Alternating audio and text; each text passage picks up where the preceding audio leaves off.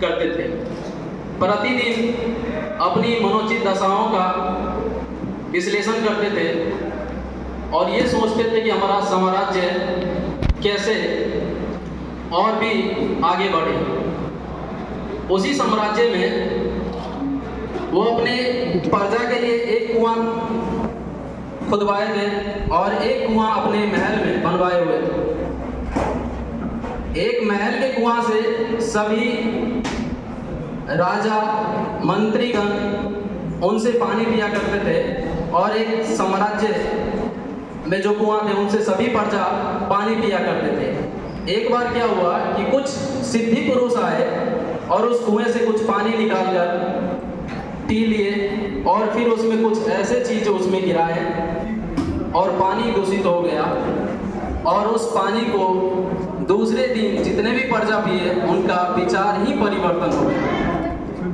और जब विचार परिवर्तन हो गया तो कई महीनों तक उस साम्राज्य में धीरे धीरे सभी लोग एक नए विचारधारा के बन गए। और जब नए विचारधारा के सभी बन गए तो राजा ने मंत्री से कहा कि जाओ टैक्स वसूली करना है। जब टैक्स वसूली करने गए तो उन्होंने राजा को स्वीकार करने से ही मना कर दिया।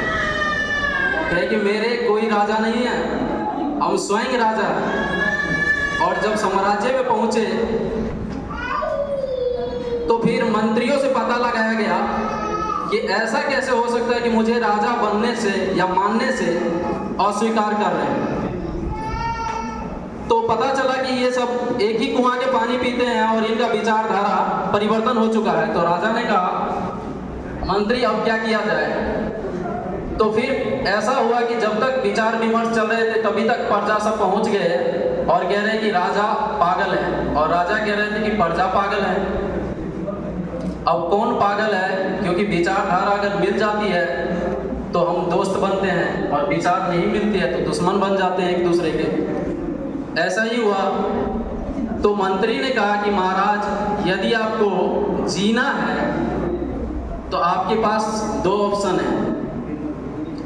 या तो आप सम्मान पूर्वक नहीं जीना चाहते तो आप मर जाइए, और अगर आपको जीना है तो जिस कुएं का पानी ये सब पी रहे हैं उसी में से आप भी पी लीजिए और आप भी पागल हो जाइए। तो राजा ने कहा मुझे पागल भी पूरी तरह नहीं होना है, मुझे अपना स्वभाव बचा के रखना है। तो उन्होंने कहा कि चलो हम अपने कुआं का आधा पानी पी लेते हैं और आधा उस कुएं का पानी पी लेते हैं। और उन्होंने पिया और जिया। इस कहानी का उद्देश्य साफ है, मतलब साफ है कि हमारे समाज जो है एक कुआं की भांति है और उसमें ज्ञान जो है पानी की भांति है।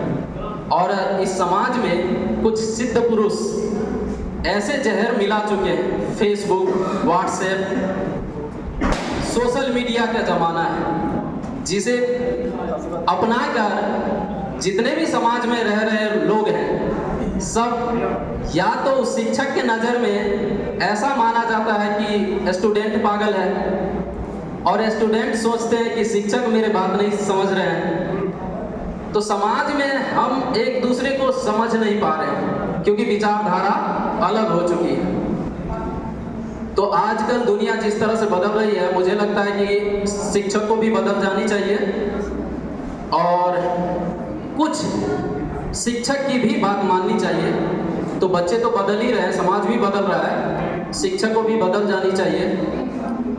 और जैसे जैसे डिजिटल दुनिया आती है, शिक्षक अपने पढ़ाई लिखाई को भी अपने ऊंचाई स्थान पे ले जाएंगे।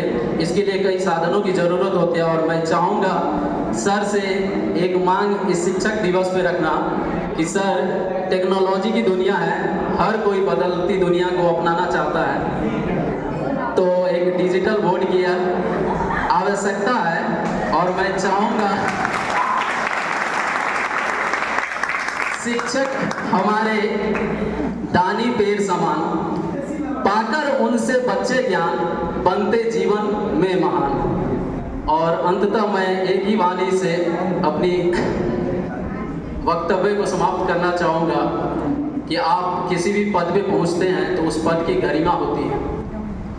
और उस पद की गरिमा को बचाए रखने के लिए आपको सदैव निरंतर एक सफल प्रयास करनी चाहिए और अपनी छवि बचा के रखनी चाहिए। We should be use the power of position and power of knowledge to save the world but not kill the world.